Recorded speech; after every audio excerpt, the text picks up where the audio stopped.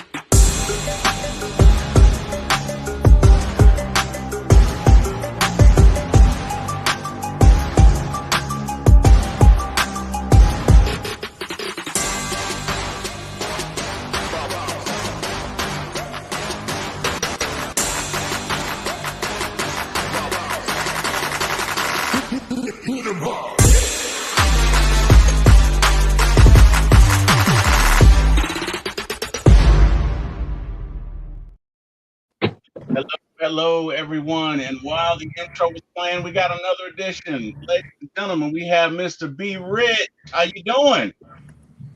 What it do? How everything good with y'all? Everything is good, man. We are so happy to have you on the show, man. Mr. B. Rich, you with the Water Boys, correct? Yes, sir. Hey, man. Again, guys, look, I'm so honored to have all of you. All the bros in here tonight, boy. We are in the presence of greatness. So, gentlemen, without further ado, let's get into it. First and foremost, I want to talk about the Falcons' offense. I'll open it up to the panel. The passing game has looked better. This past game against the Panthers, Bijan and Tyler rushed for over 200 yards. How are you guys feeling about the Falcons' offense? Scott, I'm going to start with you. How are you feeling about it? I think it looks a lot better. It's a lot more varied than it was early in the season, but I think a lot of that has to do with Kirk finally getting all that rust off of him. It's looking a lot more like what we were expecting, where sometimes the run game kills it and goes off for 200 yards. Sometimes the pass game kills it, goes off for 500 yards. Sometimes you get that nice mix between the two. But when you mix that group up together, it's awesome. Having a back like Algier who can just punish and destroy people the way Jamal Anderson and Michael Turner used to just be punishing guys. And then having Bijan back there as well, just kind of be that all-around back the way like Warwick Dunn and Devontae Freeman used to be in the back or in the day, like back in the day. I think just that combination of backs is great.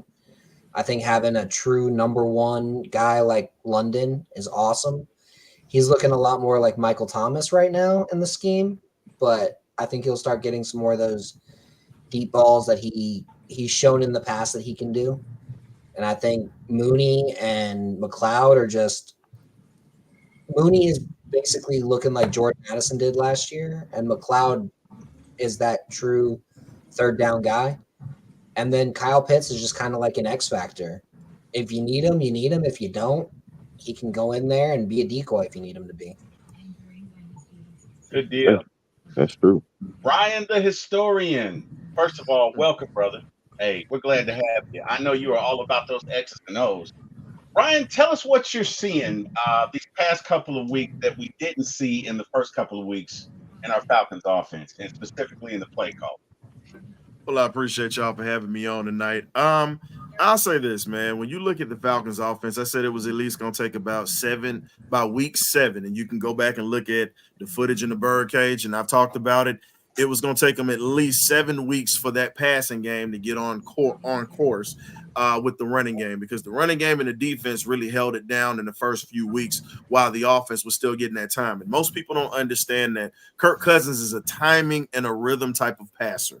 So when you have a timing and a rhythm type of passer, you have to get those guys on one accord, because throwing the ball down the field isn't the problem. I'm glad you were wrong that it didn't take 7 whole weeks, though. Yeah. Well, here's the thing. We still haven't played a whole complete game either. 509 yards is one thing, but we haven't played a full complete game with offense, defense, or special teams. So we're still in the woods when it comes to everybody clicking on one cylinder. So as for the Falcons as a whole, that's what pretty much I see. Now, I get where you're coming from with the passing part, but on the other end, if we're going to talk about this team, let's talk about them as a whole, not just as an individual section. But I see a lot of positivity that's going to come from that. And I think that the defense is going to play a complete game coming up this Sunday when it comes with our passing game and also in our rushing game. So that's pretty much what I see. Good deal. B Rich, how you doing, brother? I'm doing good, bro. All right, man. How you feeling about these Falcons, man? Let me ask you this. How are you feeling about our receiver? No. Take a step back. How are you feeling about Kyle Pitts? How are you feeling about Kyle and his performance and supposedly the lack of concentration or not running routes? How are you feeling about that? Well, first and foremost, I didn't like the way they had him lined up. They had him lined up in the wide out.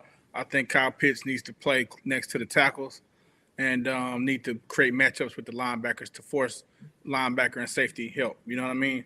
I think they started, as you can see, when they did hit a long play, he was next to the tackle. I hate when they have him lined up outside.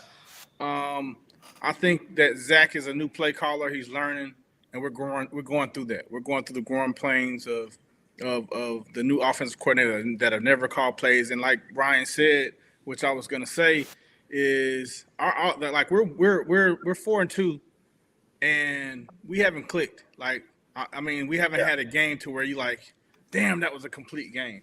Right. So, like, I feel like that's coming together. I love our coach. I love our energy. I love the momentum that we're building. I love all that. But our offense hasn't clicked. Our defense is last in sacks. And we got to, our defense has been on break. Our defense have been tremendous. But I would love to see more pressure. I would love to see more sacks. But we got to keep one thing in mind. The majority of the quarterbacks that we have played have been very, very, very mobile. So yes. I can understand why we're last in sacks, because it's hard to sack. Those guys are third and 10, and then they get 15 yards. I was surprised that we didn't get to Derek Carr like we should have, and Baker Mayfield. He's Baker Mayfield. He can move around. Yeah. I want to see us, get more sacks, but to your point, Kyle Pitts. It's a growing in process. I think he's gonna end up doing good. It ain't like he's had a terrible year. It's just that he had a great year for the 4th pick overall, the highest tight end ever drafted. I want to see. I look back, man. If we, the pick after him was Jamar Chase. Like, damn, what could have that been? So, I want to see Kyle Pitts step it up. I want to see the offensive coordinator be more creative and create more plays for him. Good deal, man. I agree with you. I think when you start to put Kyle in a tight end position, and he's specifically on linebackers, I think that's where it fits him best. Because a couple of those seam routes, I can't remember, but I think he lined up in the tight end position and just went straight up the seam. So that to me, he did the long big. I think was it against he did that. The 50-yard touchdown was lined up as a big slot, though. But those are plays. When you talk about that seam route, Kyle Pitts made a living at University of Florida eating off of those seam routes when he had Van Jefferson on the outside, and you had Freddie Swain and those guys opening up and really putting the safeties off the hash and opening it up for him. And Kyle feeds off of that, and we got to find more ways to get him that and also use him in the red zone a little bit more too. Yeah. Guys, on that one play where I think it's Kyle's the hot read, did it look like he just wasn't aware of the route that he was running, or did it look like he quit? And I will put that out to A1 from day one. How you feeling about that, Chris? What are your thoughts on that? You think he just stopped running, or you got to finish the route. I mean, anytime you're a receiver, tight end, with a pass catcher, you got to finish your routes out. I believe if he would have finished it out, it would have been 8-on-8. You know what I'm saying? A man on man, our guy versus their guy. I like our guy better. I just think he just needed to finish the route. I don't think there was anything that was wrong outside of him just finishing the route. And that's all he needed to do. That was just cut and dry for me. Finish your route. I'll agree with that, but I just want to throw in like a lot of hot routes specifically are chemistry between the quarterback and that receiver. I agree with that.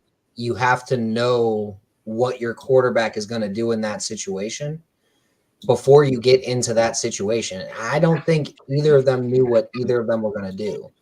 Because I think if they did, they probably would have been like, all right, well, Kirk, just throw it into this empty area. Because if you go back and watch the All-22, there's a post spot right there. Yeah. Wide the fuck open. Yeah. Mm-hmm. Yeah. And if he runs a post and Kirk hits him on the post, that's a 30-something yard touchdown. That looks easier than any other touchdown that Kyle Pitts or any Falcons receiver has caught in years. Yeah. Amen. So, Ladies and gentlemen, Scott, not to cut you off, I'm sorry about that. We have Trey from the Water Boy. We got the poet. We got the poet from the Water Boys in the house. What up, Trey? How you doing? Man, what's up, my guy? Man, how you doing, man? How is everything, How my you guy? feeling?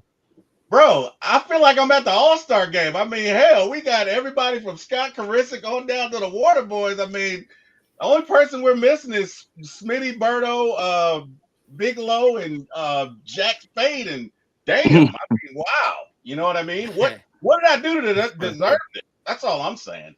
I'm sorry, Scott. I didn't mean to cut you off. So you're good. You're good. Go ahead. I was just saying that there was a post route wide open, big old seam right there. And if they know before the play and they see the outside leverage, all they have to do is give each other that look. And then Pitts runs that 15-yard post and it's wide open. Kirk delivers it right where Pitts likes it. Everybody's on the same page. And that's a touchdown. And no one is mad at anybody on that play. They're like, damn. We just scored a touchdown that looked so easy against the blitz. Yeah. Go ahead, Ryan. Scott, you remember when I was saying when I first started off and I said when you talk about the timing and you talk about not just timing, but just having familiarity, when I said 7 weeks, that's the reason why I was saying it, because those guys didn't get any rhythm in the offseason, really, because when Kirk came, he was still trying to just learn who the personnel was at that time and learn what their strengths and weaknesses are. That's why I said by week 7, 8, I think we should be all right when it comes to those type of plays, because you're absolutely right. That 30-yard touchdown would have been nasty. Oh, it was. Yeah. And the timing has to, like you said, guys, saying the timing definitely has to get there. And I believe that we possibly will see that play later on into the season when the timing is and the camaraderie is there between the quarterback and the tight end, like receiver, the unicorn, whatever you want to call them. But in that same instant, though, I still would like to see him finish the route, though, regardless, because you miss every shot that you don't take. Absolutely. So I just at least still wanted to see at least what the outcome would have been if he just would have finished the routes. But the timing is important, and again, moving forward, maybe even this Sunday, we'll see something like that, maybe in stride for the tight end and the quarterback. Yep. Hey, let me ask you guys, because I came in kind of late. Which play you guys talking about? Sorry to make you guys repeat it, but I came in kind of late. There was a play where Kirk was getting blitzed, and had Pitts just finished the route, he could have made a play on the ball. Now, again, we don't know for sure if Pitts would have caught it or what exactly would have happened, but he could have at least made a play on the ball. Yeah. And I was saying when I went back and watched it, it looked like there was a wide open seam for a post route in there, and had Kirk and Pitts talk to each other and, said, hey, this is outside leverage. What we run versus outside leverage instead of a fade, we run a post. Let's run the post. Yeah. No, agree. So this was the play. This was the play against the Panthers, the one where Mark Sanchez almost had another butt fumble up in the booth. Yeah, That play. Exactly. That play. Okay. All right. Okay. Mm-hmm. Now I know I'm up to speed now. That's all. Sorry, guys. Continue. No. Good, man. You're fine. Jordan from Old Texas, give me your assessment of our offense thus far, my friend. How you feeling about it?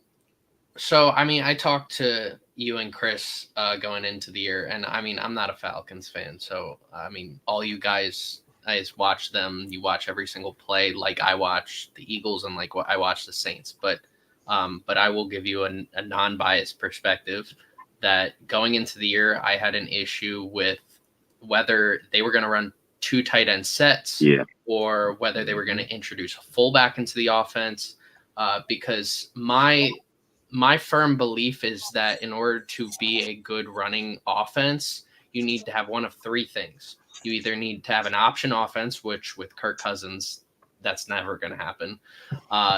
You're either going to have a 2 tight end set, which we're seeing it slowly more and more with Atlanta's offense, or a fullback, which I think a fullback would. I'm a big fullback guy. Like I love fullbacks. I'm old school with that. I think offenses that utilize the fullback very well are inherently better at running the ball. But you know what? Atlanta's going with more of a 2 tight end set look. It's kind of like the Rams are sort of doing the same thing now. I mean, a couple years ago, we were talking about them using 3 receivers more often than 2 tight ends. The Rams now are going to 2 tight ends. And it's interesting that, like, because what's his name is from the Rams coaching tree, your guys' offensive coordinator. Zach Robinson. Zach Robinson. He's from the McVay coaching tree, so I can understand that.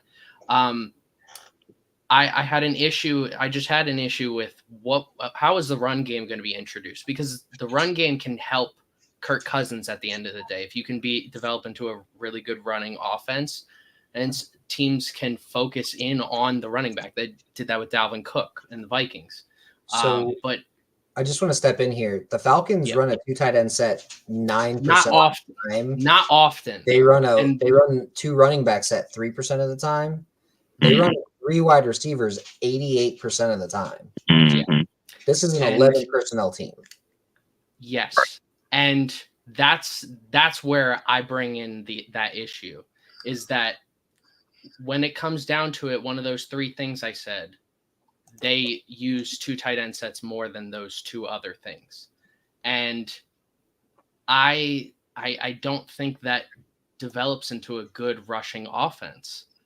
And I think it shows some inconsistencies with Bijan and Tyler Algier. I think both guys should be RB1s on other teams. I think Bijan is a very talented running back. He's one of the best running backs that I've ever seen in college. And Algier, honestly, I don't even know why they drafted Bijan with how good Algier was before he came in.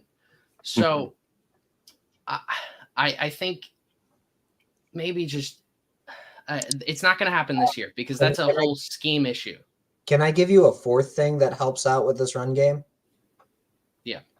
Because the passing game has so much potential and so many weapons that they can use and utilize, by spreading the field and creating light boxes, you can run with a single tight end and your 5 offensive linemen against the 6-man box much easier. Yeah. And especially when you have the linemen and the wide receivers that like to block and like to push people around, it lets you have those lanes that they've been getting. Because right now the Falcons are averaging something like 5 yards a carry or 4.9 yards a carry. I think it is like about 5 something. I think it's like 5.5. It's 5. Like 5.4. We're averaging about 5.4, 5.3 yards a carry. And that's on designed runs. Now, when you look at like you have to include, Kirk Cousins and downing the ball, and those weird reverses that they give to McLeod and the other guys, like, yeah, those are going to happen, and those are done for a reason. Those go back to the whole Kyle Shanahan, call a play that is going to fail, because they're going to have to look out for it later in the game. that is a Kyle and Mike Shanahan concept that always made no sense to me, because I always thought, why would you do that? That's pointless. And then you see it later in the game, and they've got the jet motion, and now the corner's running with them, and then they just run where that corner just vacated. So they do that a lot in this offense. And the thing is, that Charlie Warner is doing in the run game right now, like he's tearing it up. I mean, I'm pretty sure you guys have seen the all 22 and just how he was just moving with the line and how he just took that guy out on the 3 technique, and then just came and just took him all the way completely out, and then they had a nice gap for the running back. Man, it's things like that the Falcons are doing. They're getting creative, and you got to credit Zach Robinson for the creation that he's bringing to the Falcons offense. Yeah, like Kittle out there as a blocker. Very much so.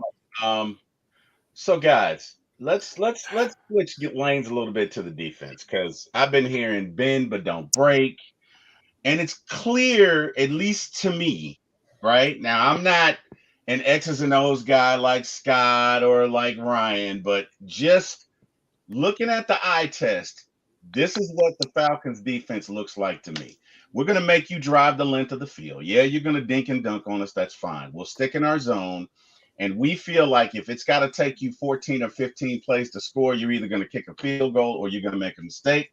We typically give up 2 touchdowns in the first half, and we limit our exposure in the second half, and that's what we're going with. Do you guys think that we can continue this, or do we, in the next 2 weeks, bottom line, do we need to go and get a pass rusher? And anybody who wants to go first, jump in. I'll throw it out to the panel. What are we thinking here? Yes, you have to get a pass rusher. Absolutely. I'm on the flip side of that. Yes. Well, you have to get a pass rusher, because let me give you my reason, Scott. Like, when it comes down to it, there's gonna come a game where a play has to be made. There's gonna come a game where you have to get it. It ain't no bending and don't break. You have to get it. The quarterback has to be put on the ground. It has to be stopped. And I don't know what's going on with Lorenzo Carter, my man out there just taking up space. Like I'm talking about, he just out there he's just a special teams player, and that's all he should ever do. Lorenzo Carter out there just getting cardio, fellas. Like, and I'm not just trying to single him out, but I'm saying, like, we can get more pressure on the quarterback than what we're getting. Like, we need. Here's the thing. You should single out Lorenzo Carter. He's playing 51% of the snaps. Yep. He's providing 0 pass rush. Mm-hmm. James. I know. Look, he's providing 0. I know when the man picked out. I know when the man picked out his jersey, nobody said, like, play like it. You got the 0. No. I'm just saying, this man is on pace for like the most snaps in his career or something like that right now, and he's not producing. Man, look, that ship sailed a long time ago when we got him. Because think about it, when he was with Chicago and when he was with the Rams, he had production. He comes here, we're getting, as we said before, we are a retirement home for a lot of veteran players that come through. It's just what it is. Gosh. They come here, they collect their Social Security, and they slide to the left. That's just what it is. When you can't sack Andy Dalton, I'm sorry. When you have Andy Dalton in your grasp that literally could have got the defense off the field, and changed the ball game, and they definitely wouldn't score. They wouldn't have scored that touchdown. Michael, if you can't pull Andy Dalton down, I get if it's a bigger quarterback like an Anthony Richardson. Right. I get if it's a Jalen Hurts. I get it if it's a Caleb Williams. But Andy Dalton, even Pat Mahomes. Come on, man. My conspiracy theory here is that concussion he's got is out of embarrassment, not out of actual concussion. Oh, yeah, man. Scott, I ain't gonna lie, I'm with you on that one. You ain't the only one that had those thoughts. I was like, okay. He collecting paychecks right now, just like Matt Schaub used to do. So guys, But I, Hold but, on, man. but Stop. And Matt All right, Schaub was though. supposed to Man, just sit there and stop. collect paychecks. He's a backup quarterback. That's what the backup quarterback does.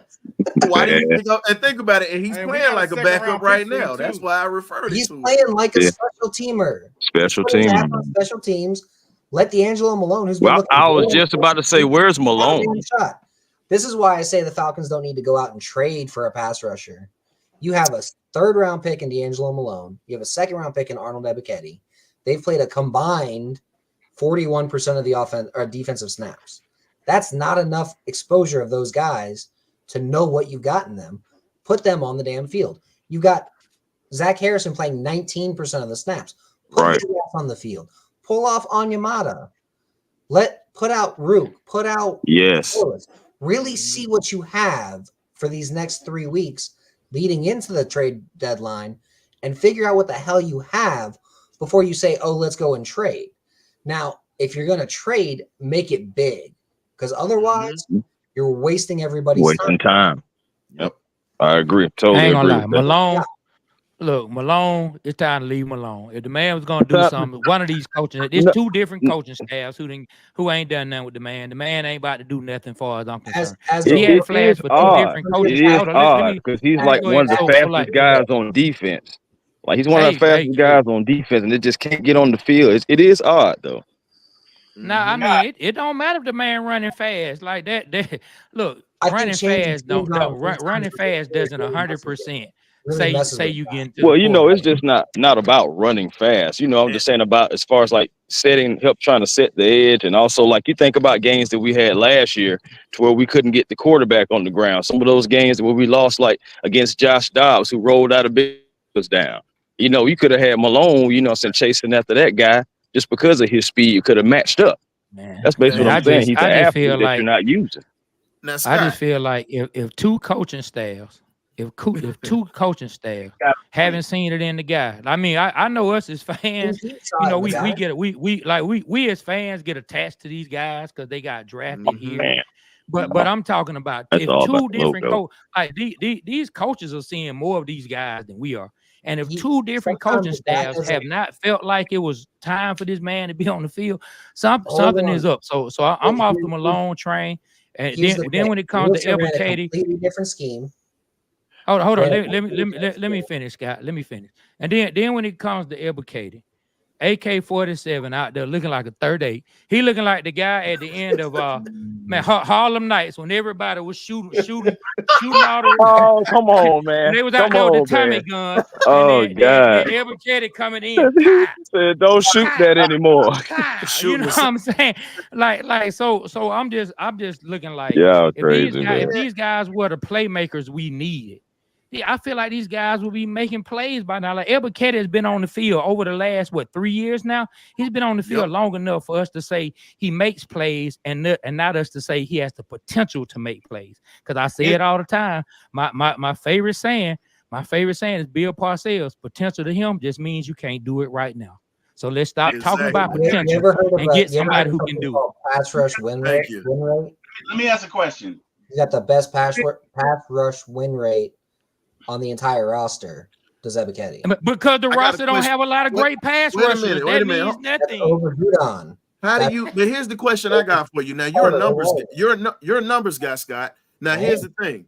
Outside of numbers, we talk about impact on the field because there are guys that don't have numbers, but they're impactful players. Arnold Ebiketie couldn't push a biscuit off a plate with a hot fork. So again, when you talk about this dude, deflection and then a hit, bro, right, the same play. Arnold Ebiketie ate at Penn State because of Michael Parsons. I live here in PA. I got to watch it because he definitely was a guy that ate because of Michael Parsons and those defensive linemen. Coming to Atlanta, he was supposed to be a difference maker. He's had more than enough opportunities to win a starting job. And here's the thing. Darlis was going to think about it. Braylon Trice was taking snaps from him, a true rookie that is wet behind the ears, that's still sipping on milk before he gets the cognac from Magic City, literally. And this cat definitely cannot even beat out a rookie. Come I don't on, man. think y'all understand the whole difference of what Nielsen was running versus what We were running a versus what Morris runs. I'm an X's and O's guy. We ran a 4-3 defense with Nielsen, bro.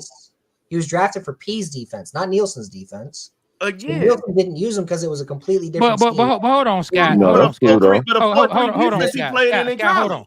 college. Hold on, Scott. You're telling us how he doesn't fit this defense, but you just said the man needs to be I'm on the saying he field. Which fits one is Morris's it? Exactly. defense now. Because Morris's defense is Man. Come close to on, my beat. guy. It's still a very Come on, different man. Make it defense. make sense, Right. man. Make it make sense. Man, you talking in circles now, man, when it comes I- to that. Because let's be real.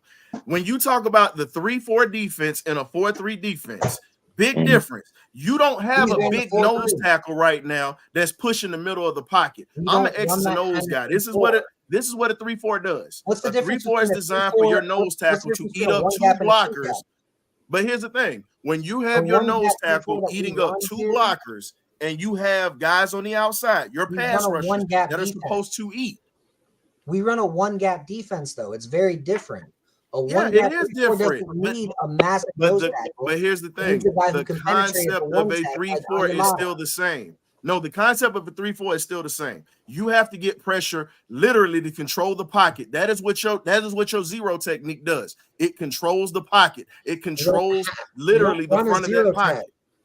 We don't run a zero tech. If you go back and you That's watch because we all don't 3 have a years, true zero tech at the D you tackle haven't run a position. single Hold on, play. fellas. We trying to hear both sides.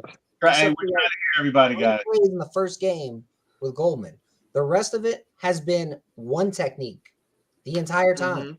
And Goldman can play that one technique. Onyemata can play that one technique. Rook can play that one technique. That's who And should be playing in that spot. What and they're again, the missing three- is guys who can create pressure at the ends with Grady still banged up and still getting healed up and getting back to who he is. And they're not playing Harrison. They're playing Graham at the other end. They should be playing Mhm. Harrison there. and That's the again, issue right now. They're not putting the right guys on the field. Put your best players on the field. They're playing Carter out there over half the snaps, wasting everybody's time because dude can't play the run.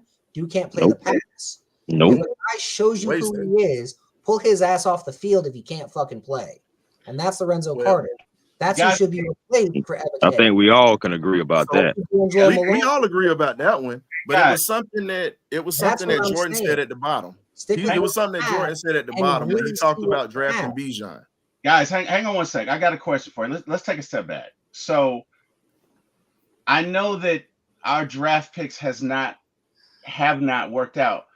Do we have a development issue with our defensive line? Like we it doesn't seem that we develop defensive linemen very well. And I'm gonna exclude this present regime because this is their first. Yeah, I'm about to say we Yeah. just brought in Jay Rogers. Right. Again, Mhm. running 3 schemes in 3 years is going to fuck up development no matter who you are. No, I think he's talking about like even past these Yeah, the recent times. He's talking about as the Oh, Falcons yeah, as a yeah. whole since we've From, had pass rush 2017 issues. on, yeah. You said what's He probably talking about even sooner than that. He probably talking about going back. I mean, I'll say this, man. Some organizations, man, like the Bears, never have a quarterback. You know, the Falcons ain't never had a pass rush, you know, since John Abraham. I Yeah. just think some of these organizations, man, they just get stuck. I don't think it's a development thing. I just think it's a GM thing. I mean, for instance, we could have had Carter, the kid from Georgia, but we drafted Bijan, which we all love. But think about if we would have had him and how things would pan out. You understand what I'm saying? Yeah. I So, don't think an interior guy helps the pass rush as much as I mean, a true edge guy. With a- I with a mean, I 3-4 feel you. defense. But I feel like if we had Carter, you would see a difference in a lot of things in our defense. Exactly. I will say, Well, I can already tell you, Braylon Trice was going to be taking snaps from Lorenzo Carter. I don't even think Lorenzo Carter would be getting a lot of snaps at all if Trice never got hurt. To be I don't honest, I don't know if Lorenzo Carter's on the roster if Trice gets hurt. honestly, I'm gonna be real. That's a realistic thought because Because then you have Trice out there, you have Ebiketie rotating with Trice, and then on the other side, you've got Judon and you've got JSW rotating with each other. And then your fifth guy, your rotational guy, maybe, but your special teams guy is Malone at that point on a $500,000 or $1 million salary, which right now is league minimum. So Malone's playing at league minimum, playing on special teams and just running around having a good old time. and then you have Trice and Ebiketie, Judon and JSW, you really at that point don't need Lorenzo Carter eating up $3.75 million of your cap space. Indeed, you could have took that money and put it somewhere else. Yeah, But You of know- course, injuries happen, so that's another reason why we're where we're at. You know, So I it was just go ahead. Go ahead, Jordan. I also watched Ebiketie in college. I watched. Oh yeah, and I yeah, do yeah. think- Jordan's a big Penn State guy, y'all. I do think he benefited extremely from Micah Parsons. I mean, he probably wouldn't have been drafted if it was just him. But because Micah's there and because Judon is with Atlanta, I do think he could really benefit from the talent across the defensive line. I would just maybe try him out a little more. I know Lorenzo Carter isn't doing anything. I think I picked him up in me and Chris's Dynasty League, and he did nothing. But He's not going to do anything, I don't know. Jordan. I like Ebiketie. I think he's like you guys were saying. He's always sort of had that potential, but he's been stuck with that. And I think he could benefit a lot from Judon being across on the other side. I will point this out. First few games, Ebiketie was rough this year. Oh yeah. Last 2 games, he's been more impactful. He's gotten 3 quarterback hits. Yeah, he hadn't gotten a sack yet, but he's got 3 quarterback hits. He's got 2 pass deflections. He's been pushing for more time. And now that Carter's got that concussion and he's out this week, Now's the time. he's taking that role. So he's got to go out there and prove it now. I'm not saying that like, oh, we guaranteed no, we shouldn't make a trade. I'm saying let's see what we have these next 3 weeks. We don't need to push it right now. Let's see what we have these next The trade deadline's with November 5th. November the 5th. Mhm. Trade deadlines in 3 weeks, not week 6 like it used to be. So it's not this week. Yeah, it's crazy. Well, And, the one here's- thing about it, with us not being GMs, it really don't matter what none of us think. More than likely, if they feel like they need a pass rusher, they're already on the phones as we debate about it right now. And more than likely, I would bet you Terry is trying to get another pass rusher in here. Looking at his history since he's been here, Terry's trying to work to get another pass rusher in here right now. And here's Yeah, Because I can believe so. it's no way. But you got to go big or go home if you do it. Look, gotta get it It's back. no way. Back to It's no way with everything I hear from Raheem that Raheem is happy about being last in sacks. What's up, son? And I then look- you also got to look at it like this. The con of a 3-4 defense is this. If you have a heavy offensive line that blocks downhill, the advantage numbers is offensive line.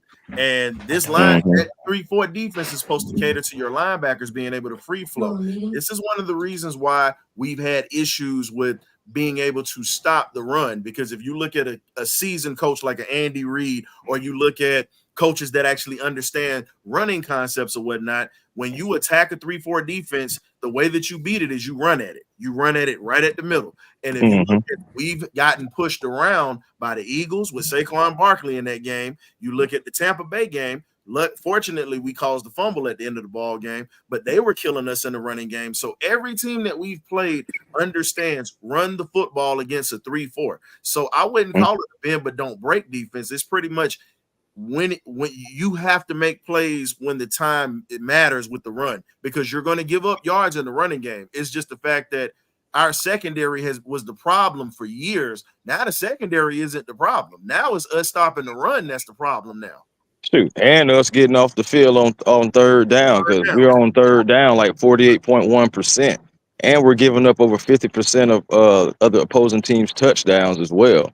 So those are things that we have to clean up. The big issue with third down efficiency right now is that they're giving them short third downs, third and 2, third and 3, third and 4, instead of making it 3rd and 8, 3rd and 9, 3rd and 10, 3rd and 11. When it is 3rd and 10, 3rd and 11, we tend to get the stop. We tend to see the stop. But let's have a little fun right now. To Trey's point, Terry's working the phones. What do y'all think about Michael Penix for Crosby? For they're not trading. No, that's not going to happen, brother. Fun, man. Roll it Man. down. I know, but I still Hey, wouldn't. I let's would. go. I mean, Let's because go. that just defeats a lot of purpose that you just did. To If you go trade away your franchise quarterback that you just got, like, what was the point of even drafting him 8th overall? You could have got a pass rusher, and we not All right, even talking about this let's right play now. devil's Go back- advocate, right? Let's play to go devil's back to advocate. Trey's point, Draft night. Hold on. they're never going to do that. I haven't said much. Go ahead, bro. No. Go No, ahead. go ahead. Be rich. Go No, ahead. that's what we saying. Go ahead. All right, so we drafted number 8, right? Yeah. We all thought we was going to draft a defensive player, correct? We Right. had no idea that Penix was going to get drafted, right? Mm. We would have been happy with a defensive, a pass rush, right? With Right. that pick. So let's say that the GM smart. Hey, I get this quarterback. I trade and get a franchise DE. What's the problem? We got Kirk Cousins. Kirk Cousins is doing a great job. Because I'm Penix- playing devil's advocate because I like Penix, by the way. And No, like I get it. I get it. Yeah. Penix is the future, right? I mean, hey, if Kirk is here for 4 years and we get a Super Bowl, great, wonderful. But Penix is probably going to be here for 10, or at least. So let me interrupt you. Would you trade Michael Penix for a Super Bowl this year? That's the question. I would. I would trade him and every single do rag he brought with him. Do it. Well, let- and by the way, I am on record for how much I like Michael Penix. You know what I'm saying? But I like but Michael if I Penix know as well. if Yeah, I I know like he him can too. get a Super Bowl, yes, I'm packing him. I even buy him some extra do rags to take with him. Give him whatever color to the team he get traded to. I got you, Michael. Might well get him the color. Trey, let me ask you a question. What if we trade him and I'm going to say this and I'm going to knock on wood, but what if Kirk gets hurt and you just traded him? Whoa. Then I mean, that happened when man, we traded Matt Schaub. We traded Matt Schaub and Michael Vick got brought down for. Dude, man, Trey Dogfight. gonna have to go ahead and try out then. Hey, Rich, you can go back even further back into your young Falcon days when Prime was here, when you traded away Brett Favre and Chris Miller blew out his knee. Everybody Yeah. remembers that. Exactly. Hey, that was dude, just- please don't remind me of that. And remember, he was in Green Bay for over 15 years balling and went to 2 Super Bowls. My question I'm just is, saying. though, first and foremost, I like Michael Penix. I do not want to trade him. The question is this: if you know you could win a Super Bowl, would you trade him? That's all it is. Do it. Of course. Do it. Yeah, I mean, yeah. Eagles sort of did that. Eagles sort of did that when Wentz got hurt. Foles came in. We basically mortgaged our whole future. I would do it in a heartbeat. Do it all over again. The years after were hard. Everybody was getting hurt. The 2017 to 2020 Eagles, where everybody was getting hurt. It's sort of like the Saints right now. But I would do it in a heartbeat. I would do it all over again. And trust me, I think you guys would not regret it. Hey, let me ask y'all this. What do y'all think it would take to get Crosby? If the Falcons, if he is available, what do you think it would take to get him? I'm just throwing stuff out. 2 first-round picks, a third, AK, and damn Lorenzo Carter. It would take all of that to get him. No, it wouldn't take all that. It would probably be 2 first-round picks. It would Mhm. probably be Lorenzo Carter to help match up the salaries. And then it'd probably be a third either this year or probably a third next year, 2026. Hey, I would trade. I would First trade. and a third. I would And trade our then picks. Carter to, I would trade our picks and keep Penix. That's I would pretty be much happy with what that I to get just Crosby. said. That would be dope. And what about Hassan they're Reddick? just not They putting gave AK them on top of permission him. to seek a Like, it trade. doesn't I think we would get benefit Hassan Reddick. No. And I'll tell you I why. don't want Hassan Reddick, man. They will never trade Chance for to go Hassan long. Reddick. No. Right. Hassan has already said he's not playing unless he gets money, right? You already got Mhm. Matthew Judon, who's agreed to play. He wanted a deal too. So you bring Hassan here, you give him a deal. You're going to look Matt Judon in his face and say, hey, just wait till next year. No. You're going to create, if you bring Hassan Reddick here, you've just created an issue in your locker room because he ain't coming to play him. And Reddick does one thing well. He does not play the run well. He can't play in coverage. He can pass rush, but that's all he can do. And when you come out every single play pass rushing, they run the ball right at you every single solitary play. And they don't want his influence in the locker room because he is not a leader. He's a selfish, me first kind of player. And they don't want those kinds of guys. That's why they got Judon and not Reddick when they had the opportunity. if you want a guy who just can rush the passer, you know, you might as well just go after Michael Parsons. Yep. Or go Is after Miles Michael Garrett. Parsons bring- available? Nah.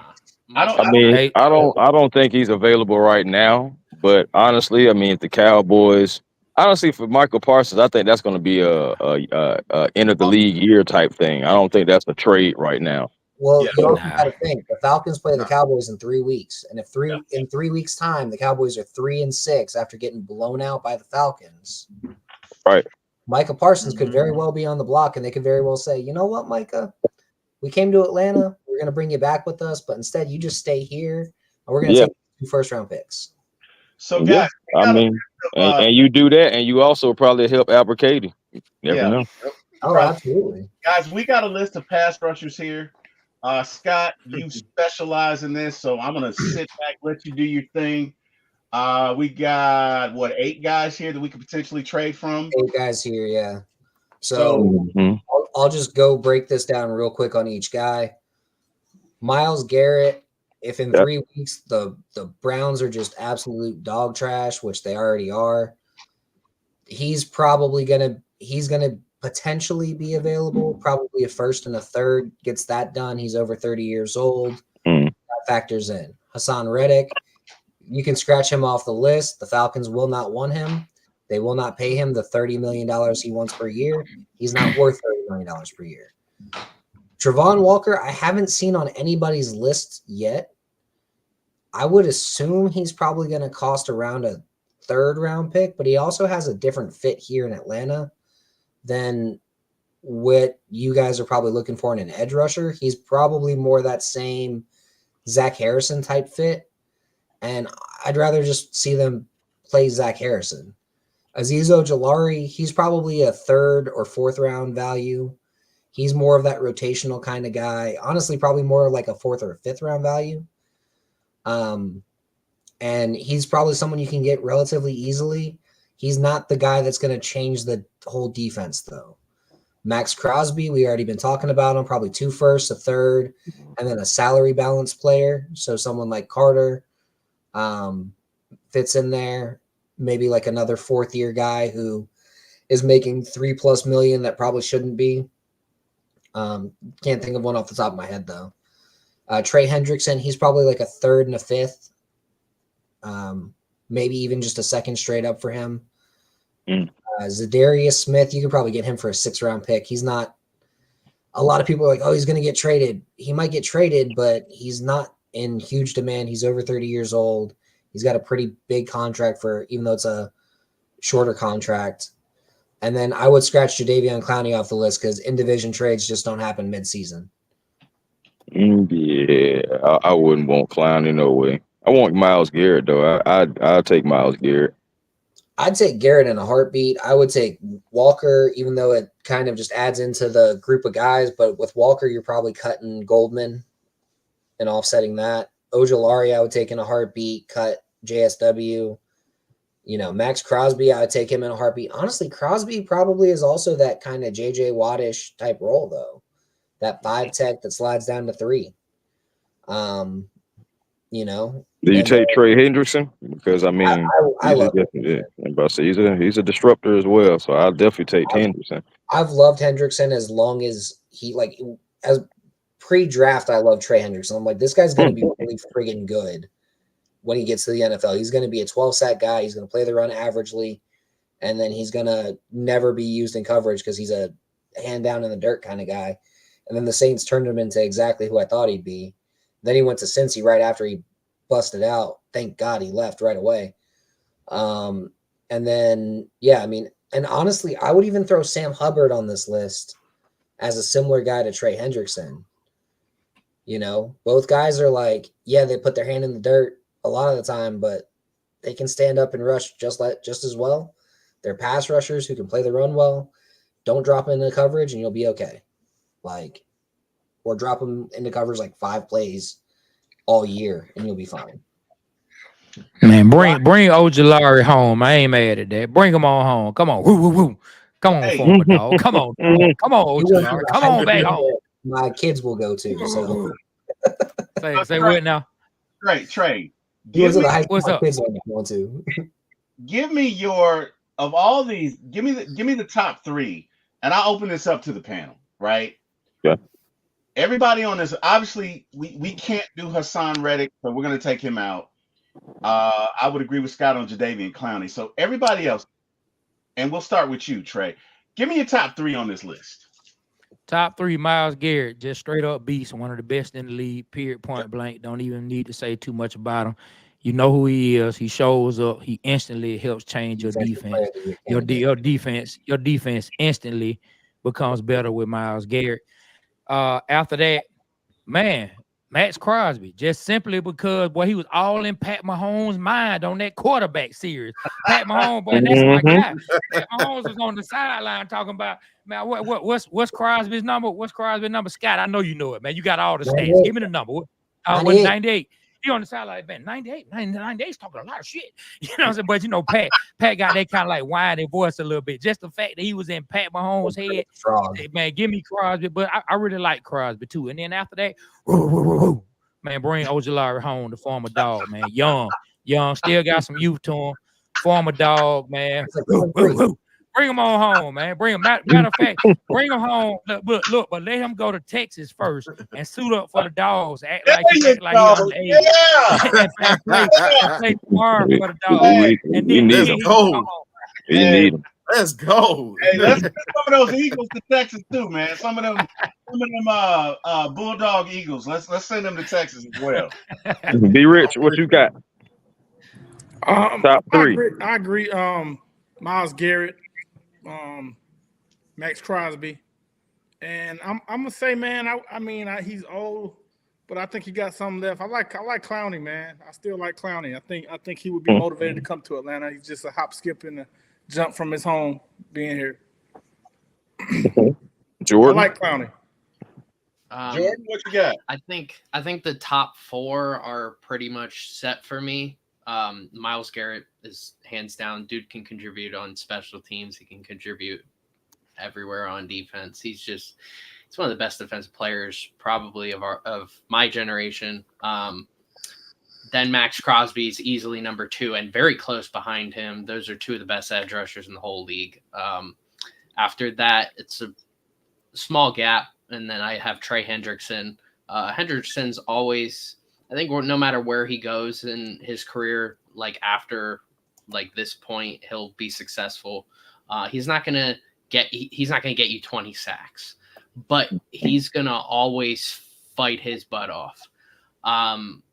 And then number 4 is Hassan Reddick if he's playing. And that's a big issue. Reddick, he'll get exactly what Scott was just saying. And he won't contribute with the run. He won't contribute in coverage. But when it comes to getting sacks, man, he's clutch too with some of his sacks. I think for Atlanta, if you're trying to get sacks, he would be someone great to get, but Judon's there. So I think Reddick out of all of these guys is the least likely that would go to Atlanta. Agreed. A1, what you got? That's historian time. Oh, my bad. I'm so sorry, Ryan. Hey, the scheme master. And I'm real interested to hear what you think about this, Ryan. And Ryan, when you do it, give me why you got your top, because I know you done already figured this out in your brain. Give me why. You sure you want me to do that or whatnot, or you just want me to give you names? Are you sure? Oh, hell yes, I'm sure, sir. Let's go. All right. I'm just making sure, don't want to step on nobody's toes. Myles Garrett is a guy that still has high production. We ain't got to talk about it like Trey, but Myles is pretty much your Fred, and I'm gonna go historical for you on this. Myles Garrett is very similar in his playing style to the legendary Fred Dean. Rest in peace. If you don't know who Fred Dean is, look him up. One of the best pass rushers to ever come out of Louisiana. So when you look at as a defensive lineman, you can move this guy to every technique that you can actually see on the field. You literally are testing out the weak sister on the offensive line, and you let Garrett eat just like Fred Dean used to do, and how they moved him around with the Chargers before he went to the 49ers and helped them start their dynasty and winning championships. Now, as for his age, he's under 30. So you still got some tread left on the tires. Now, as for my second pick, of course, Mad Max. Mad Max is a guy that has a nasty mean streak, and we're missing that on this defense for number one. Justin Simmons is one of the only guys on this defense, and Bates is following suit where they're not church boys. I'm tired. Listen, we live in Atlanta, Georgia. We live below the Mason-Dixie line. We have all these sweet tea sucking guys. Yes, sir. Yes, ma'am. No, give me a guy that's got a bit of an attitude that does not mind saying fuck you to the quarterback like he did Bo Nix. Now they did pay for that, but at the same time, give me a guy that's got a mean streak, because we lack that on this defense. We truly lack a guy with attitude, and you literally can put the fear of God in someone, like we had with John Abraham. Let's be fair to Miles. Let's be fair to Miles, though. That mean streak is only on the field. It is not off the field. But that's where you need it. You don't need it off the field. I agree. You need it on the field. Because think about it. He's a good dude. Think about it. We don't have anybody that's got a mean streak like that on the front with that front line. We don't. So when you talk about it, he would bring another element to this defense that would raise guys' level of play. Because when you got one mean junkyard dog, everybody else is going to be mean. That's just how it goes. So we need a bully on the defense. I would like Max to be the bully on this defense. Now, my third pick, I would look at Zadarius Smith quietly. A lot of people are they don't really look at the production. They hear the name, but when you look at him, if he's not putting up numbers, some of the things that he does not show up on the stat sheets. He's a guy that comes off the edge, and he definitely can change a game with one big play. Or if he's not making one big play, he can play the run well. He can also drop into coverage as well, too. That is something that is very underrated about his game when you're talking about a guy that size and that magnitude that can run from sideline to sideline, and they can also play the flats. Because if you look at most of the teams that we've played that have given us fits, their running backs can run into the flat like we run Bijan to the flat, and they're able to pick up necessary yardage for continuing to move the chains. We need somebody that's either going to be there to stop the chains from being moved, or we need a badass in there that's going to literally stop the run and also get to the quarterback and could possibly drop back into coverage as well. Those are my three guys, because, again, if I'm looking to make an impact on this defense with that 3-4 defense that we play, I need guys that are going to be able to show up in a bad mood when they show up to tackle, because that has been a problem with this defense. We've missed too many tackles within the last couple of games, and that's got to change if we want to try to continue our pursuit to a Super Bowl, not just a division championship. Got you, Rich, on that one. Why not us? Why not? Yeah. And guys, I agree. I think that, and I really can't think of anybody on our defensive line the past couple of years with a mean streak. When I think of mean streak in Falcons, I think of Todd McClure and Harvey Dahl. You guys remember them? Lindstrom. Yeah, I definitely remember. I think those two had a very guys. But you're right. Bergeron had that streak, man. You think so? Bergeron? Especially Bergeron, but Lindstrom's out there too. Lindstrom's throwing kids around. Why do you think he's considered one of the best guards in the NFL, man? He's not only is he good, he's throwing these kids around after the play. Definitely. He throws them around and then whistle. All right, walk back to the huddle. That's Lindstrom. Yeah, no, I get that. But I mean, when I think of Todd McClure and Harvey Dahl, they might have played through the whistle a couple of times. They might have been like, you know what, let me just get one more in. That when I think of mean streak, I think, you know what, I kind of heard the whistle, but let me hit you one more time. Just hit you one more time. That's Give you something to think about when you go back to the huddle. Yeah, that's been Bergeron. Bergeron almost got flagged a couple times, even against the Panthers. But I saw him doing some stuff against the Bucks, and I was like, "Damn, Bergeron!" I'm gonna have to watch out for that. I like that. I'm gonna have to watch out for that. Bergeron's got a mean streak. He's just quiet. He's very quiet. That's what I love about him. You don't see him coming. I'm gonna give you this. If Bergeron continues to grow and get better, because he's got a lot of raw ability, he's more of a project piece.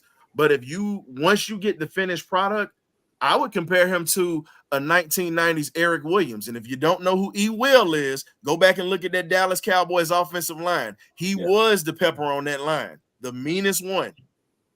I would compare him to I would compare the William. I like the comparison. Everybody talks about Larry Allen. Larry Allen was the technician, the best player on that line, but Eric Williams was the nasty. Mm-hmm. Lindstrom is the technician on this line, and Berg would be the nasty. I also like the comparison to like Jari Evans and Carl Nix. Oh yeah. From Mhm. the 70s. Nix Yeah. was more of that nasty, and then Evans was that technician. I mean, you Mhm. flip them because Evans played left side, Nix played right, but same kind of Mhm. concept there. Oh yeah. It's just the fact that we finally are starting to get pieces in here that are giving us a new identity of this ain't your granddaddy's Falcons, where everybody thinks that you're gonna come in our house and get an easy win off of us, like Seattle thinks that's gonna That's right. happen. Because think about it. How many times have we seen teams that go on a 3-4 game losing streak? They come to Atlanta, they steal a win, and then they go ahead and have momentum going. That's not happening with Raheem on deck right now. So I have a lot of respect for this regime and how they fight for 4 quarters. We haven't seen a Falcons ball club fight for 4 quarters really in a long time. And that I will give this to Raheem. Like even in the losses, they were close losses. They were until the end. And in one of those games, it was Kirk Cousins super rusty against the best week 1 defense that week, with TJ Watt going against McGarry, which we all know is going to be hell. Like That's going to be hell for a lot of right tackles, though, as it has been. Oh yeah, but for an average pass blocking right tackle, Yeah, what that's McGarry is, murder's row. TJ Watt is like, oh my god, I'm dead. Like Same murder. he's the boogeyman. And Chris Jones is another one that he had to try to hold his own up against, but it was to no avail. But Storm Norton is a guy that I feel like we need to play a little bit more of. And I understand why they're playing McGarry because of experience with the system and then also with money as well. Money is the big factor. Yep. But Storm Norton, if you look at it, when we started winning games, Kirk didn't get touched on that right side. Kirk did not get touched when Storm was there. Right. Yeah. But since McGarry's been back, Kurt hadn't been touched on that right side either. No, he hasn't, and I give him credit. I give him credit on that. We haven't given up a sack, but I will say that we definitely got to keep that pressure and keep guys away from his feet, even if it's not a sack, but just putting the pressure on him, because the last thing we need is Kirk getting happy feet at this point. He's comfortable right now. Well, let's keep him that way. Kirk's been rolling right a lot more from what I've seen because McGarry's been holding the depth too. He's been holding that guy. He's been anchoring a hell of a lot better in the last few weeks. I don't know what it was. Maybe he had the knee injury going into the first week and they didn't tell us, or he injured it early on in that game. But that first week against Watt, he looked horrible. And ever since he came back, he's looked fine. Yeah. Nah, it wasn't that, man. It was Watt. I ain't blame it on his knee. That was Watt, and we should have adjusted and we should have gave him help. Hey, again, TJ gonna do that to a lot of right. I'm not saying TJ wouldn't have won a shit ton, but it was almost embarrassing how bad McGarry was that game in pass pro. Like, I don't think that was all Watt. Like I said, it was all Watt, bro. Like that was all Watt. There was no problem with McGarry, and I seen Watt do it again against San Diego. Yeah, man. Hey. Watt is just a different Watt, and we could have had Watt at one point. I don't want to talk about it. Okay? I'm sorry to bring back PTSD. I was screaming for Watt when they traded up for him. I'm like, oh, we're gonna do the smart thing and take TJ Watt. Absolutely not. Nobody else understand that TJ Watt probably was the best pass rusher in that draft. All right, guys. So hey, look, Jeff Albrecht. We got Seattle coming in here, right? What are the do's and don'ts to win this game? So, obviously we can't turn the ball over on defense. We probably need some turnovers. And I'll throw it out to the panel. Don't care who goes first. Give me your thoughts on what we need to do to win and the mistakes we don't need to commit. And I'll open it up. Doesn't matter. Somebody take it and go first. I'm going to give you a non-traditional one real quick. It's not even going to be long. We got in a special teams game. Everybody talking about offense and defense. Let's talk about special teams. We can't give up momentum, and we can't give up good field positioning. We've got to tackle a little bit better, and we've also got to be able to, when we have the ball, we got to create our own momentum. If the offense is stalling a little bit, and we have to make sure that we continue to just put Koo in position to where he can continue to keep giving us points every time we get down. We just have to play a clean game in the special teams game. I'm going to let y'all take over for offense and defense, but I had to talk about the side that no one likes to talk about. I'm with you on special teams. Special teams is all about field position, creating short fields for your offense, making sure that the defense, like, you pin them back deep. Like, I love special teams. No one ever talks about it enough. Big issue that they need to do on kickoff coverage is maintain their damn lanes. They've been having so much trouble with that the first 4 weeks. Last 2 weeks have been a little better, but they still allowed too many long runs against the Bucs. And so, yeah, I'm with you. Special teams needs to step up, do what they should be doing, but defense has to stop the run, maintain gap integrity, because gap integrity has been horrible the last few weeks. Yep. And that's what teams have been running on the Falcons. But most of the things is being fundamentally sound. A lot of guys lack is what we would say contact teaching. When you talk about contact teaching, you're talking about guys having fundamentals of being able to tackle, just basic fundamental tackle. Wrap up, drive your feet, bring the guy down to the ground. Stop just trying to launch into a guy and knock him down. You've got to start wrapping up. That's why most of your best football players are former high amateur wrestlers. Those are your best football players because they understand leverage and angles. Used to wrestle and I played football too, so I definitely understand. So, I wrestled in high school, so I so you get it when I say that. So you understand. What is a tackle but a takedown? Hey, you can either hit a single leg takedown, double leg takedown, or even go for an ankle. Hey, and one of the sometimes two. you can go for a hip toss. Exactly. Y'all can go ahead and go. I just wanted to get that out. Hey, I'm just want to say, man. Honestly, I want to see some mix up from Jimmy Lake. I want to see a mix. I want us to get more aggressive, like on first and second down, because we lose first and second down a lot, and that's why it's like third and manageable. And a lot of times, like, we put our defense in a precarious position. That's another reason why, like, that percentage is so high. So if we just Lord, Big Low, man. I had to put that up there, man. Big Low is wild, man. That dude is hilarious. Shout out to Bo, man. Have y'all met him in person? Yeah. Yeah. Oh, man.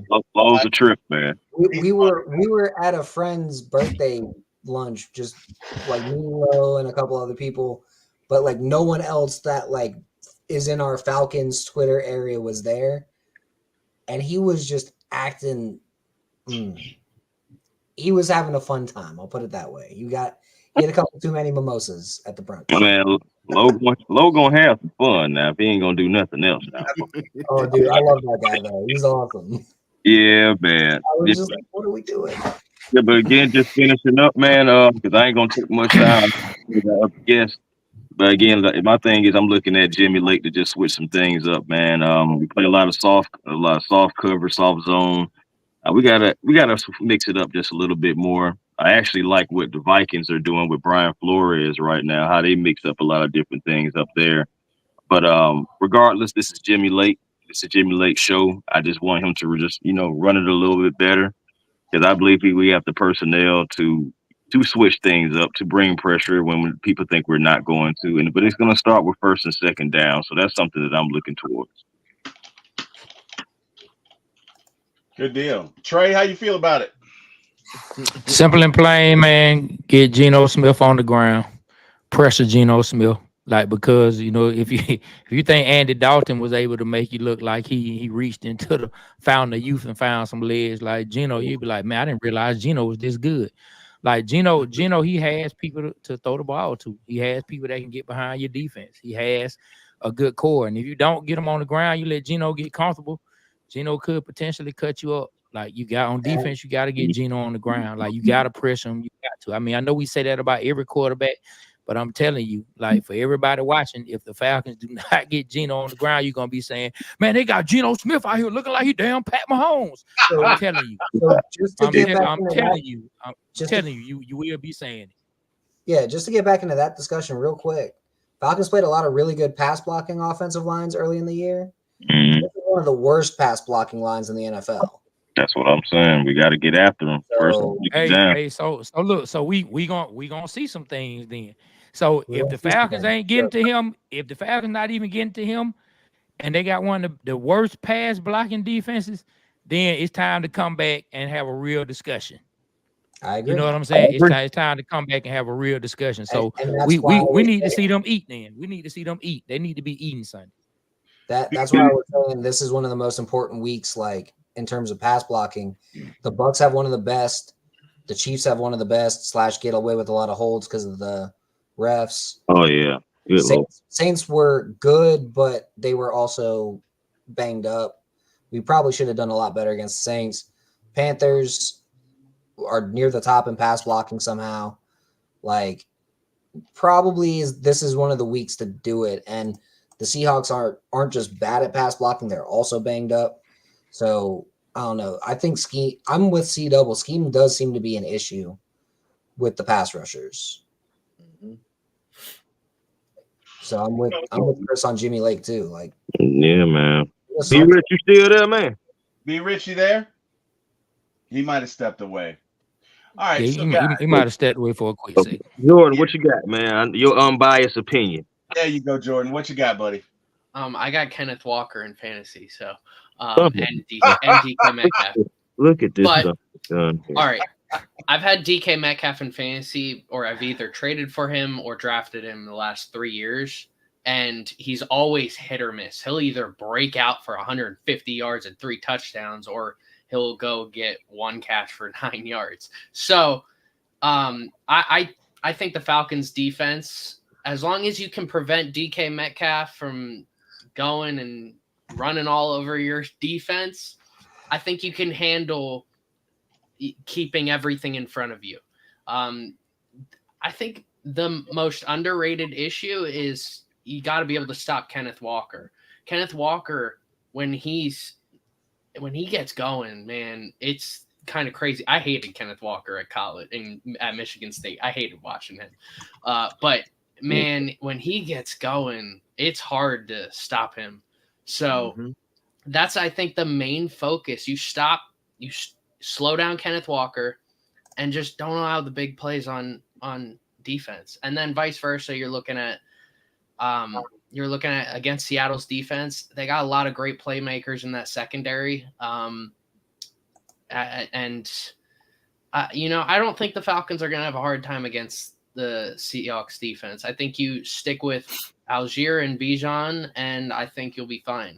I wouldn't overstep boundaries. I wouldn't have Kirk take in too many shots. I would just do your thing, and I think you'll be good. That's interesting. So let me ask you guys another one. Let's say we go in and we win, right? We go in and we win. Let's say we win something, I don't know, 31-21. We typically keep teams around 21, 22 points. So it's per usual, we win 31-21, but we get no sacks, right? We get no sacks. Going into next week, how are you guys feeling? What's the conversation going to be like? Because again, this is a depleted offensive line. So we go in there, we win. We take the same bend don't break approach. We'll give you 2 touchdowns in the first half, give you 2 field goals after that. We're going to score a regular 31 and we win. Are you guys pissed? What are we doing here? What are we thinking? Trey, I'll start with you. How you feeling? Let me just ask the stat expert of the call tonight. Let me ask Scott, how many sacks do we have total, Scott? Is it 4? Is it about 4 total sacks? 5. How many we got? It's 5 in 6 games. Like, y'all already know how I feel. I don't care if they go out there and get 8. We still need a pass rusher. You go 5 games, I mean, you go 6 games with 5 sacks. Like, I mean, it's nothing else to talk about. Like sometimes it just is what it is. I think too many times like us as Falcons fans, we've seen the Falcons sit by one too many times and just wait and continue to tell us that it's gonna get better. Or you have a coach to tell you that, hey, let me tell you something, man. You know, sacks are overrated. You know, and then you have somebody else who was talking about offense, but our coach, I'm sure he'll try to push it on this when you're out in the press and say stats are overrated. At the end of the day, there's no way I can believe that Raheem nor our GM or anybody is happy with the sack production they have through 6 games. No matter what happens against the Seahawks, they need to be trying to get a pass rusher. They need to be trying to get a pass. They have to. To me, if you're talking about making a serious run, I think you've seen through 6 games, that's a decent sample size to say, man, something ain't working. Something is not working, and you are not going to be able to depend on that bend or break when you get to crunch time, and you have to have it. Yeah, somebody has to make a play. Somebody has to make a play. Sometimes your guy just makes a play. Sometimes your guy just makes a play in the big moments, and we need a guy or guys who can just happen to make that play. So that's where I'm at. I'm on the pass rusher side. Either or, no matter what they do. You know what? I think B Rich is still out. I guess we're gonna go back to Jordan. It's your turn again, sir. If the Falcons get no sacks, we go ahead and address this pass for us. All right. There aren't too many trades that happen for like a lot of these guys. I don't expect like Myles Garrett to be traded in midseason. I don't expect Max Crosby either. I think Max loves being a Raider. I like the Dixon way is saying I know he's following other Falcons defenders. That happens across the whole league. You see guys who are just following like a group of a certain position on another team. It doesn't really mean anything the majority of the time. I don't see them trading for another pass rusher. I mean, you just got Judon. I don't see it right now. I don't see it right now. If I don't know what to do. I don't know what you would do if you got 0 sacks against the Seahawks. Then you would have to just cut Carter at that point. Or just send him to special teams. Just let him be a special teamer, or just do something different. You would schematically on the defensive line. Well, remember now, Max Crosby did say he don't want to play for a team that's going to be rebuilding. And what are the Raiders going to be doing? And the Raiders are trying to rebuild at this point, and he's getting older. He's not 30 years old right yet. You know what I'm saying? He's pretty much in a position. He's in a position at this point where it's like, hey, he's definitely trying to win now. And the Falcons are in win now mode because let's be real, you don't bring in Kirk Cousins with the pieces that you bring in and you're not trying to win right now. It's not a rebuild for the Falcons. It's pretty much to the point where, hey, they're going to win. They've already got their future franchise quarterback. They've already got pieces already offensively that's here. And think about it. We had a top 10 defense last year with Ryan Nielsen and Jerry Gray. At this point, Jimmy Lake, you need to lean on Jerry Gray, sir, because you have over 20 years of experience at that defensive coordinator's position. Not even just experience at the coordinator spot. Jerry Gray can relate to these players more so than you. And the reason why Jerry Gray can do that is Jerry Gray is a former first-round pick, or when he came into the league for the Rams, was a starting cornerback and was nasty at that cornerback spot. And literally went to Houston and did the same thing for Jerry Glanville before he came to the Falcons. So you got a guy that was an All-American. You got a guy that was a first-round draft pick and understands how to matriculate a defense. He's done it at Green Bay. He did it with the Titans. He's done it everywhere he's gone. And he's coached some of the best players. I'll give you one of Atlanta's own. Shout out to Mr. Adam Pac-Man Jones, the West Side's finest, was a protege of Jerry Gray. That's just one. Darrelle Revis was another one. So when you look at it, he's had great defenses up under him. He's had it.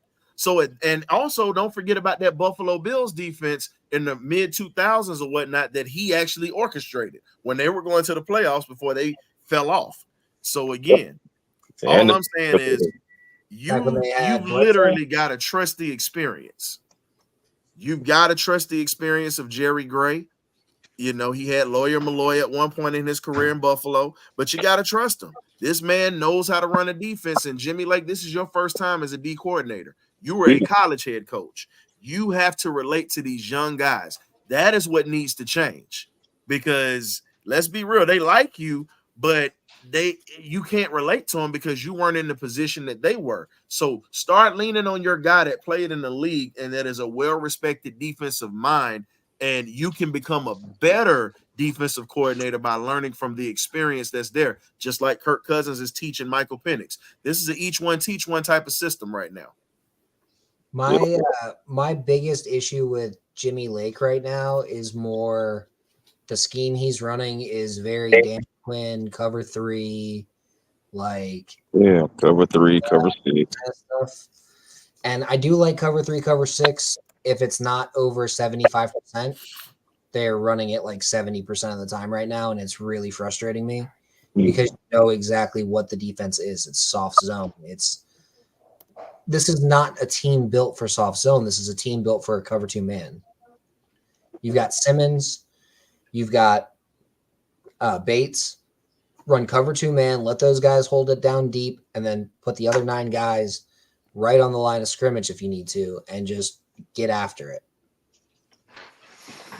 I don't think Raheem wants to play man. You've got Terrell, who's a man cover corner. You've got Mike Hughes, who's actually better as a man cover corner. Mm-hmm. And then maybe Alford's not the best man cover corner guy, but hell, you got to get Phillips more snaps anyway. Might as well throw him in the slot in that case. But if you're going to play man, just like if you're going to play what your personnel suggests, you're running a lot more cover 2 man or cover 1 with the robber in the middle or something like that. You're not running. You're definitely not running a cover 3 shell every single play of the game. That's true, man. Agreed. As far as if we don't have any sacks, man, at the end of the game, for the second week of row against a beat up or a hobbled or just a bad offensive line, man, I'm gonna tell you something. You got to start picking up the phone and start trying to see what's going on, man. I mean, I know like mid-season trades, for big names isn't like a big thing, but you definitely got to go big or go home, man. Like that's why you either got to go 1A, 1B, which would be Myles Garrett or Max Crosby, and then you could also look at Trey Hendrickson, or you could look at Zadarius Smith. For contract and draft capital purposes, with those 2 guys. But you can go with one of those directions because you're definitely going to have something on the other side, and you would definitely prove that you have nothing on the other side. You on the Sharones? You definitely would prove that you have nothing on the other side, because we're getting to the point to where the season, y'all, to where it's getting to the point to where it's like it is you are who you are. So it's like players, we're getting to that point where you are who you are. So pass rush could be, something you need to look into. Week 9 is coming up. And if you continue not to get sacks, that's like the last thing that could push you into that real Super Bowl caliber stratosphere. Because the offense is coming, the offense is clicking. Honestly, for me, I think the offense started making the really big strides in that 2-minute drill against the Eagles. So, and ever since then, we've been trending upward. So with that being said, the offense is coming along. The defense, I hate that bend to don't break, because I don't want to just be bend and don't break and break at the wrong time. So with that being said, man, I need to generate some pass rush and get some sacks, man. We're at the bottom of the league in pressures, QB hits, and in sacks. 2004, it broke at the wrong time. That's what I'm saying. 2012, it broke at the wrong time. 2010, it broke at the fucking wrong time. That's what I'm saying. Again, Scott, we all been here before. That's my point. I don't want to be here again. I understand we're winning. Love that. Love the winning ways. But why not try to improve and continue to get better when you see, areas that you need to get better in? That's all. Well, guys, I'm gonna get ready to jump off. You know, it's always a pleasure being on with you guys. Man, All right. Jordan, good first time meeting you. Scott, good first time meeting you. I did want to ask Jordan, how did you become a Seagulls fan, man? This man, love it. OC. Because you're a Saints and an Eagles fan, so you're a Seagulls fan, man. How did you become a Seagulls fan, my brother? So, all right, 2009. I was just explaining this before the stream to Scott. So, 2009, August 2019, or 2009. I was in like first or second grade, and Vic signed with the Eagles, and there was a lot of people. Hold on. You was in what grade in 2009? Like first or second grade. Jesus. I was born in 2000. So, yeah, Vic signed with the team, and there was a lot of people that hated the signing. They just didn't like him from a personal standpoint, and I'm more of giving people second chances. I like that. I also hated Donovan McNabb. I'm an I watched. He can't. True Eagles fan. He hate Donovan McNabb. I grew up watching the tail end of his career, which was throwing the ball into the dirt to the receiver's feet. So that was a bad time.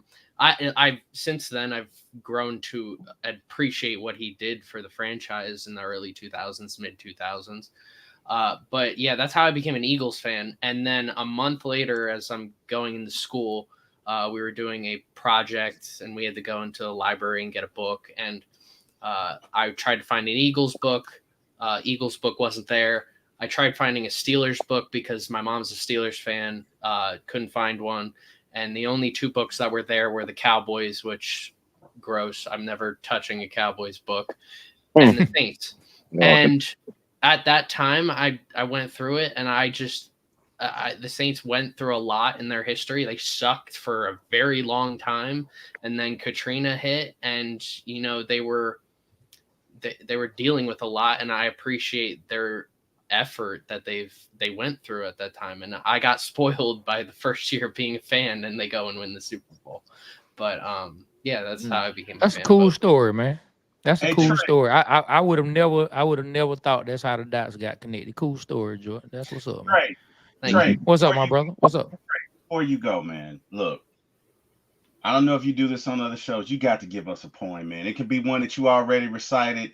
I don't know how you don't know the Water Boys, but if you don't know him, this man right here is that dude. He is a word, and you got to give us one, brother. It could be one off the dome. It could be one you already done, but you got to give us one, brother.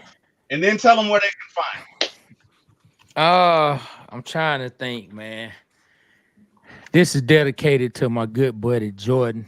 He gave us such a cool story, man. Such a cool story. Now, I love the city of New Orleans, the shrimp po' boys, and the tasty cuisine. But if it's one thing I can't stand, it's that New Orleans Saints football team. I don't rock with them at all. I'm from East Atlanta. Are you crazy? And if that ain't plain, let me make it clear for you, Jordan. I'm a Falcons fan, baby. We've been battling for years. Got some dubs, took some L's. But a couple weeks ago, when we beat down the Saints, wasn't nothing left in the dome but a gumbo smell. Saints fans, don't you ever try to clown that red and black team from the A. When one of the greatest rappers from New Orleans don't even claim the Saints. Y'all done turned Lil Wayne to a lifelong fan of Green Bay. So in the words of Deacon Waka Flocka, we about to go hard in the paint. Once again, it's crawfish eating time. I said it's crawfish eating time when the Falcons play the Saints. Love it. Yeah. Hey, man.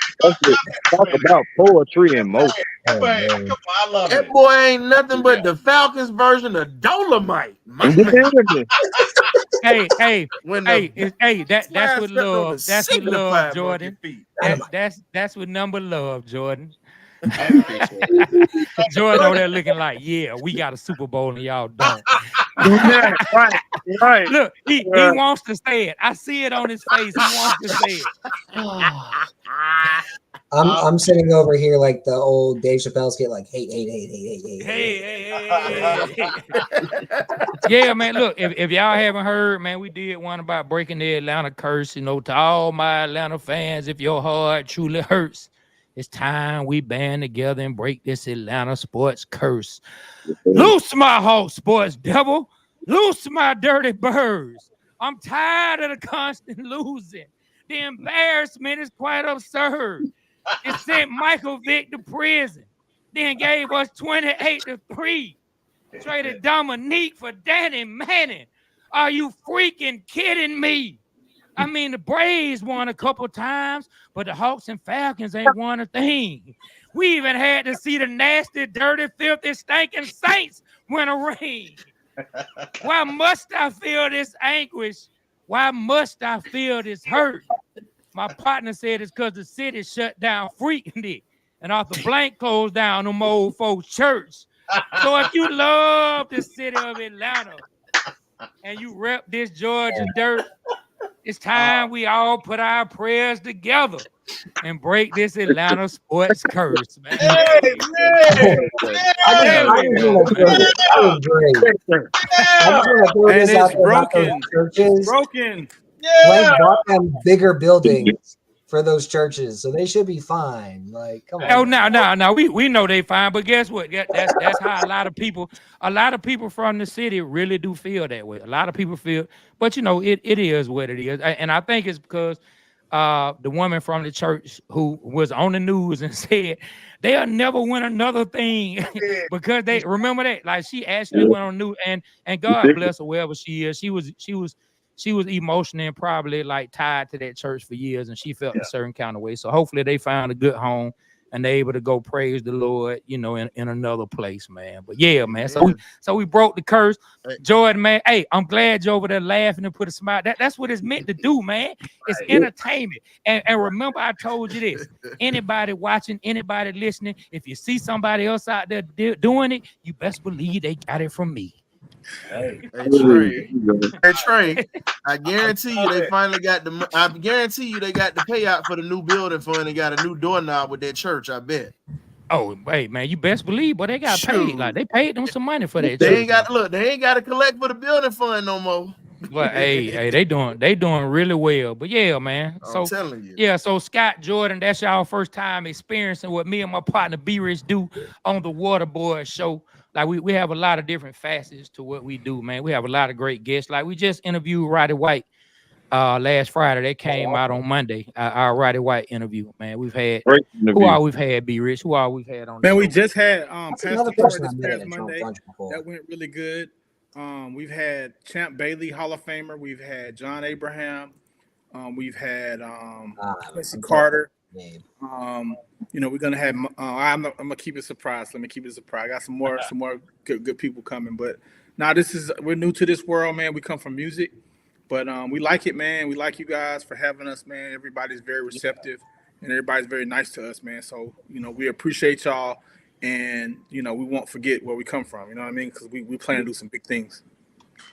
Just believe it. Dudes right here, man. I even got into a couple episodes with them. Yeah, man. Yeah, all these our guys, man. All these our guys. And Jordan, you and Scott, now y'all two of our guys. Jordan was over there almost in tears, like, what the hell is happening? Look, Jordan was looking like, I don't really know what's happening right now, man. So this man just made a whole diss track about me right on. I knew what was going on. I was enjoying it. Man, that's what's up. Appreciate it, Scott, man. But I'm gonna jump off, man. I gotta run too, Go ahead, man. Bruce. It was fun, man. I gotta run too, man. Shout out. Hey, y'all can follow us, man, and you know the Waterboy show.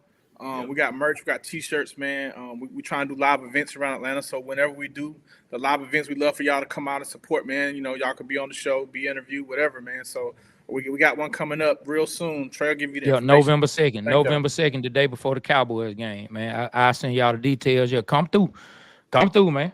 Yeah, let me know. Hey, we appreciate y'all, man. Definitely. Trey B. Rich, thank you so much for coming on my show, man. Appreciate that. And hey, feel free to come back anytime you like, man. Anytime you want, We'll man. do, man.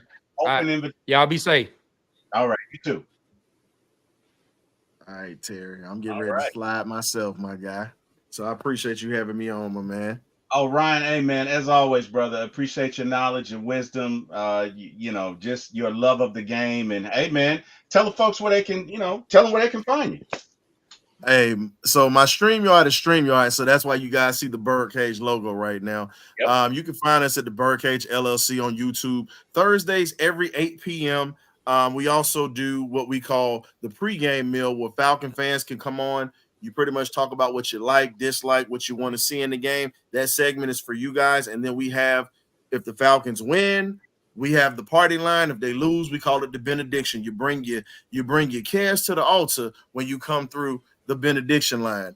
But also we have interviews as well, just like the Water Boys. We've had NFL Hall of Famers Larry Little. We've had Mr. Haskell Standback, former Falcons running back, Dewey McClain, Terrence Mathis. We've had a couple of people, and we got a let's just say this here. We got a former Bronco player that played in 3 Super Bowls that's coming up from the late 80s that played with John Elway and those guys coming onto the show. Pretty much on November the 13th, 4 days before we play the Broncos on the 17th. So we got that set up. So we definitely gonna have a little something coming for that week. But definitely check us out. We got a ton of interviews, man. And we just got done doing our little live party for the Falcon Saints game a couple of weeks ago. And it definitely was live. Had a great time. We're gonna have another one coming up, possibly for a playoff game. Y'all stay tuned for that. So check us out every Thursday, 8 p.m. You know how we get down. You either get right or you get left. Appreciate y'all for having me on. Yes, sir. Appreciate you, man. Feel free to come back anytime, brother. Always, brother. Always. All right. Yeah. Well, guys, I think that about does it. So I'm going to let everybody exit and give their parting shot. Let's see here. Let me see. I'm going to go with, Mr. Jordan from Old Legacy, sir. Tell them about you. And, other than you being a Saints fan and you being an Eagles fan, you do have your own site on Facebook and you do run your own online thing. So just tell the folks where they can find you. Yeah, you can find us on Facebook, Instagram, Twitter, X, whatever you want to call it, Threads even. We have a YouTube channel. We have a little over 80,000 followers over on Facebook. I want to try and balance that out, try and get some people following us over on YouTube. I have some really good ideas for upcoming videos. That's going to be a lot of time and effort going into some of these videos. So, you can find us Old Legacy, ULTEGACY. Yeah. And I think Scott would be great in some of those videos, Jordan. Like I just my thoughts on Scott and how his mind works. I think he'd be great, but hey man, appreciate you for coming on, Jordan. I cannot thank you enough. It's always fun, brother. Appreciate you. A1, tell them where the folks can find you, sir. Mr. Chris, doing everybody's videos and stuff. What you got? Hey man, I'm just out here just trying to make my way, man. That's all. But yeah, man, A1 Forever Sports, this platform on YouTube, man. Come on over and you can find just about anything on my channel, man. I know we just had Steezy A. Smith, coming on to preview the Seahawks and the Falcons matchup on Sunday. I will be down there, I'm not sure exactly what they're gonna have me doing this week, but I'll be down there at the game, checking it out, getting some firsthand view if I can, and so look out for footage from that. And as far as other things, what Twitter, Instagram, A1 Forever, the real A1 Forever that's my name on TikTok. I put videos and stuff like that up, clips, sports clips. Come on by, man, have a conversation, man. We be generational because it's always time to be, and we don't settle for less because you always can have more with the vision, you dig? Amen. Mr. Scott Karisic, the man, the myth, the legend, the man that can make numbers sing. Tell them where they can find it. I just do I've kind of gone away from writing this season.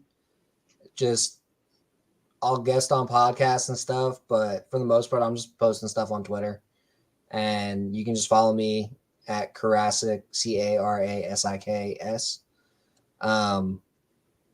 Just follow me there. I post my thoughts. I'm very blunt. I come off a lot meaner on Twitter than I probably do in person and on video. A lot of people probably think I'm a jerk sometimes because of that, but I really just, it's Twitter. I don't have time for people's bullshit sometimes, and I'll just block them. So I mean, that happens. Yeah. I won't block people if I've actually talked to you though. Like, Right. you know, because I actually appreciate a good discourse if I know where you're coming from. Yeah. But the fact that people, I don't know, that's going down a whole other rabbit hole. But sometimes people get all caught up on, oh, you made one bad take and you stuck with it for a little bit. It's like, it happens, man. We're all gonna have some bad takes here and there. It's okay.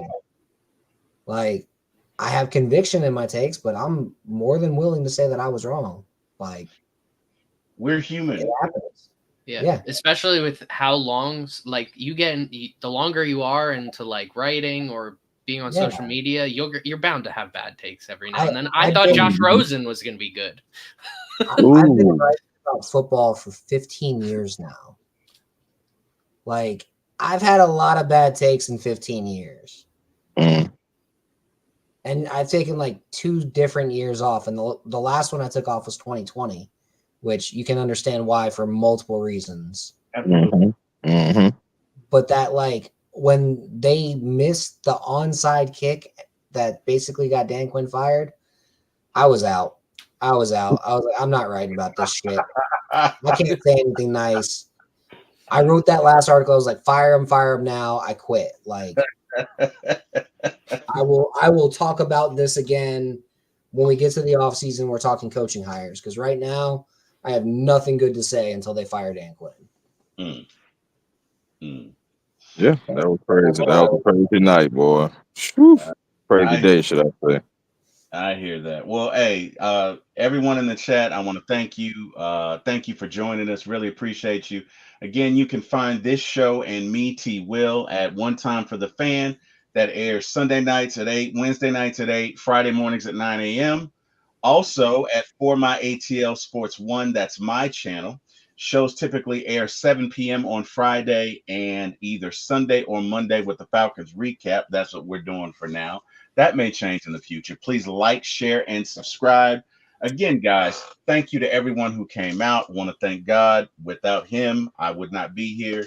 Thank you to everyone else and appreciate you guys. Go Falcons. We'll be here Sunday to talk about what happens. Hopefully, we're talking about an Atlanta Falcons victory.